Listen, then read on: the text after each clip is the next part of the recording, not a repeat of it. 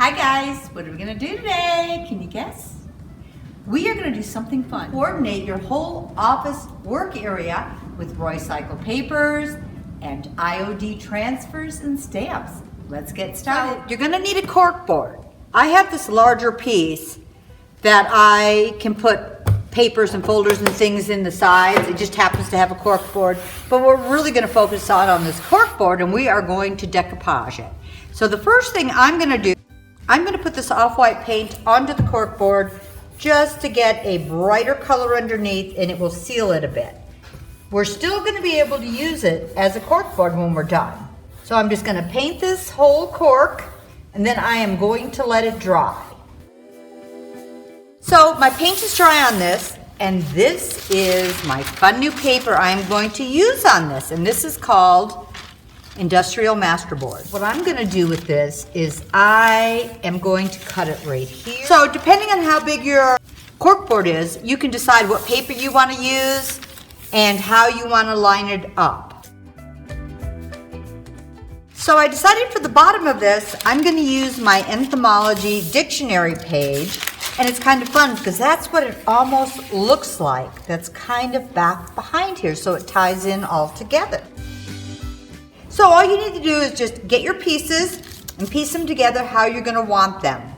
And I said I'm using entomology dictionary page with the new Industrial Masterboard.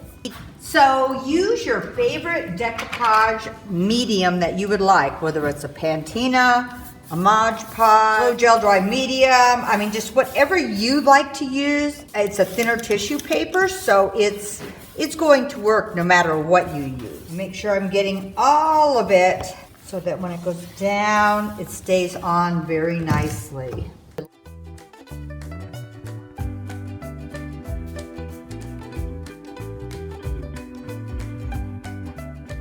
I think I'll start with the bottom here and work my way up.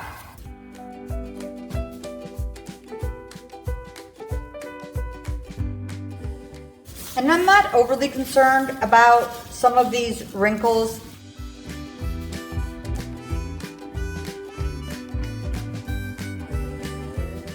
I painted the corkboard white, one to kind of put a seal on the corkboard so it wouldn't just fall in, it would have something to it, the paper would have something to adhere to, but also the brightness will bring out the paper more, and it won't look so dark underneath it. So if you look how I have this laid there and then laid on here, you can probably see how much brighter this looks than how dark this is here. So it really does make a difference. So when this dries, I'm going to trim off a little bit of these edges here, but I think right now I'm just going to quickly decoupage these 4 little panels. This paper is going to make an amazing background because I'm going to take the other piece I cut from the top of this, fun pieces just to lay over so it ties it all together, and it really extends this fun piece with these. So this is a great add-on to this paper right here. So no matter what type of bulletin board you have, any other extra organizer pieces that you have that attach to it, you could do the same type of thing and collage it in any way you would like. So I'm just going to decoupage these 4 pieces of paper onto these 4 panels as a base. So I've got these 4 pieces on one of each of the 4 little partitions here, and then I took that extra piece of my Industrial Masterboard and I just cut out some fun pieces from it, and I am going to decoupage these on these 4 corners to tie it all together.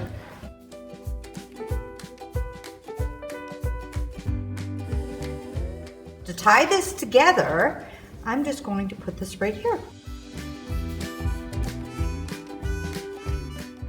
So I'm just going to let this dry really quickly.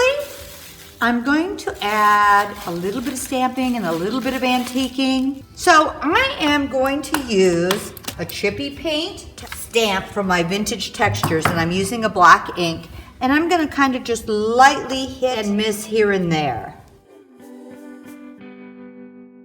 So the other fun thing about adding this extra texture here is when you do use push pins and make little pinholes in this, because you really want to be able to use this, some of this extra texture will really add, so you won't notice some of that because there's so many different textures on here. And I don't even mind that you can see some of those pinholes. I think it's kind of fun.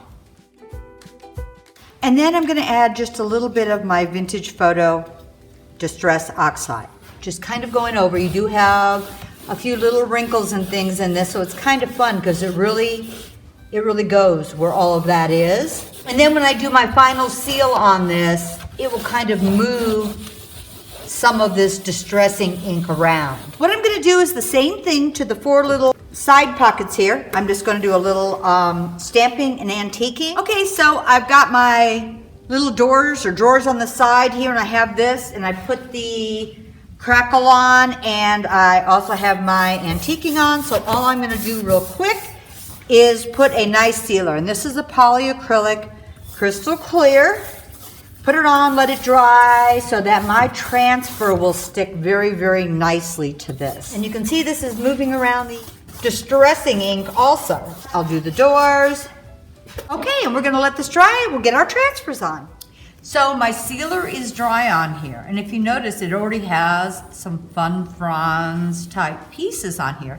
So I'm gonna use my franz transfer. I have some transfer scraps, and I'm just gonna start adding them in, bringing them down, up, over to combine in here. And then I also have a few bugs from entomology transfer I'll add on. So I'm just gonna start working on this and adding these in, going through, up, over, and around. So we did add our transfers. So we've added a few more fronds, we've added some bugs, and just made a little interest. So the last thing I'm gonna do, and this is really the last thing on this board, I'm just gonna use my polyacrylic one last time and just go over this to seal my transfers on there very nicely. Even going over the plastic. So these are some fun push pins I used these little cork circles I had, and what I did was I took it and put this little flat push pin, I hot glued it to the back, and then I just decoupaged some of the same paper we used onto the front and sealed them. So these are gonna be really cute push pins to go into my cork board. If you had a clipboard, you could decoupage it with the same paper or any other little fun tools or baskets or buckets or containers you're holding office supplies in. You could actually decoupage that with the same paper, and you're gonna have a fun look that all coordinates. Now, didn't this turn out fun? Whether you want to put letters in mail or clipboards, you can make your push pins any way you would like. Anything you could put on here, and see how you could coordinate all your pieces, and what a fun workroom you would have. Hope you guys give this a try. Whatever you do, have fun.